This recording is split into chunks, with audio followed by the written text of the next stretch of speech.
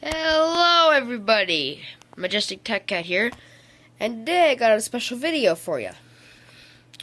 So, if you're one of those people who knows a lot about computers and certain special things, then you may already know what this is. But if you don't, well, I'll show you. Now, if you're wondering why there's an i3 sticker there, it added LED, which is like right there. It's kind of hard to see. And a bunch of holes. Well, you'll be finding out in a minute. Now, to the average person, this may just like a Power Mac T5. And it more or less is. See, look. Side, I added the little Apple sticker there. Sticker. Other side.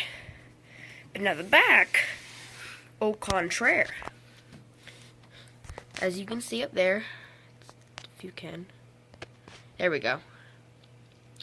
It's a media dashboard. I don't have a 5¼ inch bay on this thing besides the DVD drive, but that's like a special one, so I've mounted it back here.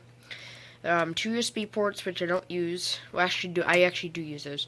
Card reader, which I use. eSATA and SATA, which I don't use. Audio, which I use. Fan controller, which I use. I don't use that thing, which is for the power for those. And then I don't use the FireWire. As you can see, we have the back plate here, which we have a FireWire card, which I'll show you what I did in there. So we have my array of motherboard ports, power jack, fan, screws. Okay, so let's pop this thing open.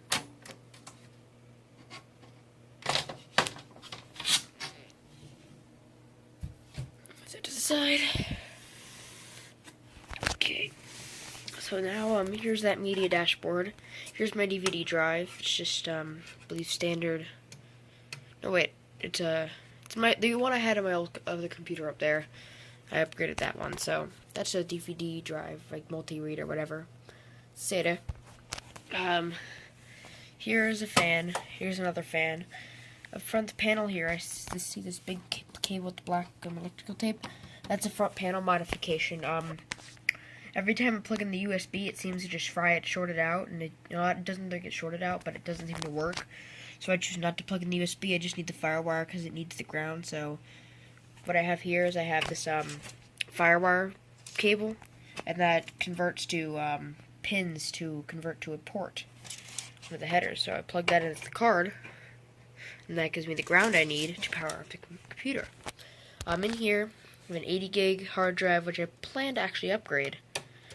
Yeah, I want to upgrade that maybe to, because that holds, Nyrush Mavericks on it, which I use to get my other operating systems, so that's what I do. And then up there, it's very hard to see, but there's this little drive. It's a, CK8 Momentous XT hybrid drive. And if you don't know what that is, it's the equivalent to the Apple Fusion drive, which is like a half SSD, half normal hard drive, so it's pretty cool. 500 watt Cooler Master power supply. And then I have 8 gigs of Crucial Ballistic Sport RAM, clocked at 1600 megahertz. I have i3-4330 clocked at 3.5 gigahertz, and I have a Gigabyte H81M-HD3 motherboard. And this is what I use to make up my Hackintosh. Don't think I mentioned that word yet. Anyway, so this is my Hackintosh. It runs Yosemite. Runs well. I get the occasional freeze, and I get kernel panics on Bootup quite a bit sometimes, especially after it's been dormant like this. Like, I mean, if I put it to sleep or something, it's fine. But I mean, if it's off like it is now, it gives me problems sometimes. I'll see how that works out. But yeah. So let's plug her in and give her a boot up. I'll be back in a minute when I've plugged it in and booted it up. Okay, I'm back. I have the Hackintosh all hooked up, and let's power it up.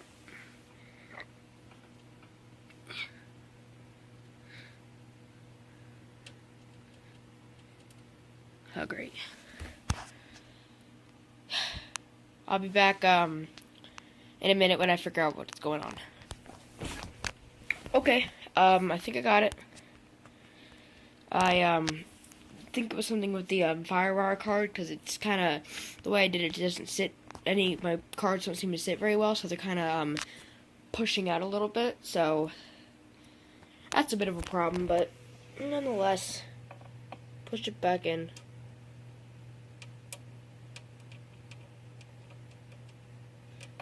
And still not working. Okay, I'll be back when I fix this. Well, I feel really stupid right now. It seems that my power button header popped off the motherboard. Yeah. There we go. See, look, that's my set that is a hard drive LED right there. Little blue LED. Let's see what happens.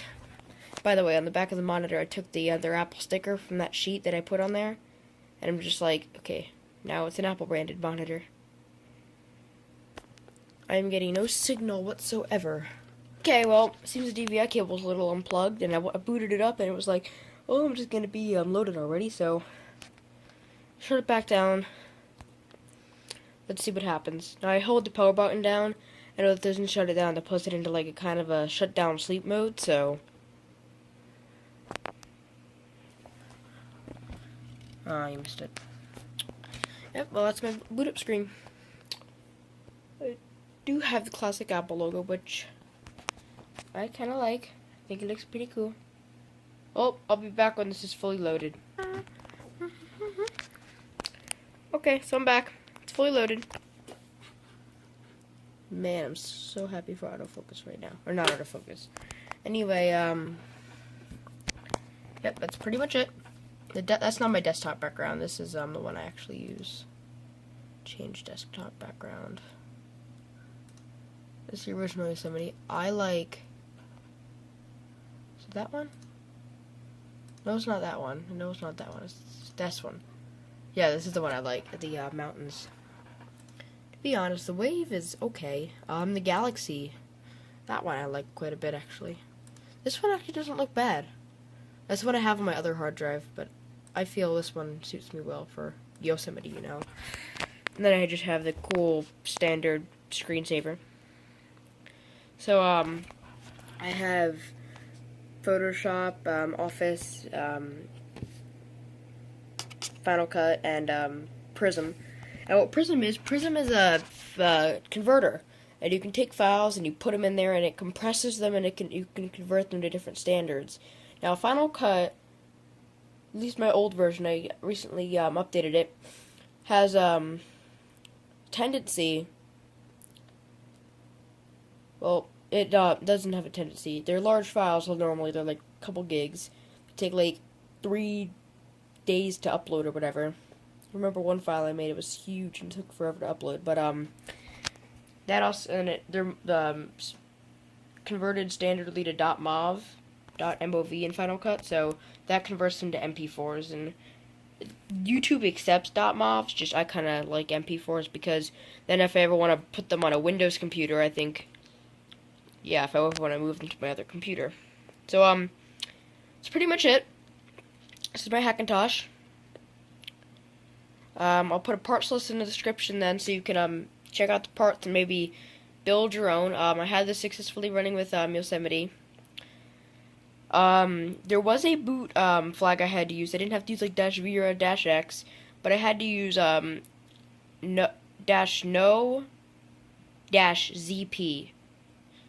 Yeah, that's the boot flag I had to use. I'll also put that in the description.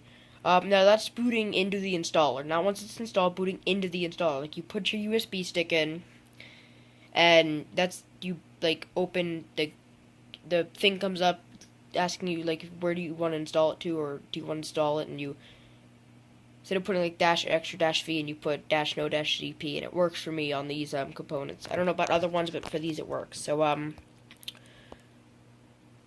also,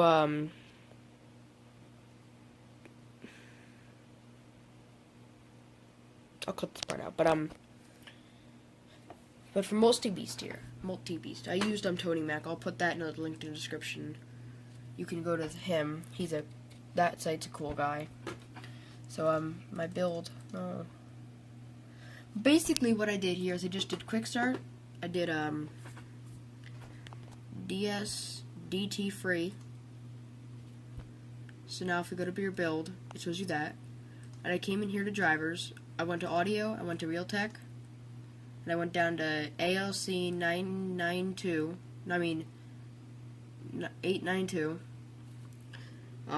Disk. If you're using if you're using a SSD, put on trim enabler, I guess. Graphics, didn't need anything. Music, miscellaneous, not music. Miscellaneous, I believe I put USB 3.0 support. Network, I think network was fine. I forget if there was anything I needed to put. Yes, it was this one. Yeah, I believe I put that one in, and then system is fine as is. And your build should look like this. I tried to customize it to like mixed or white, and the change it from Mac Pro, but it didn't seem to want to work, and it just seemed to kernel panic on me, so it wasn't working. But otherwise, keep these options here, and everything should work fine. So don't forget to like, comment, subscribe, and I will see you all next time. Goodbye.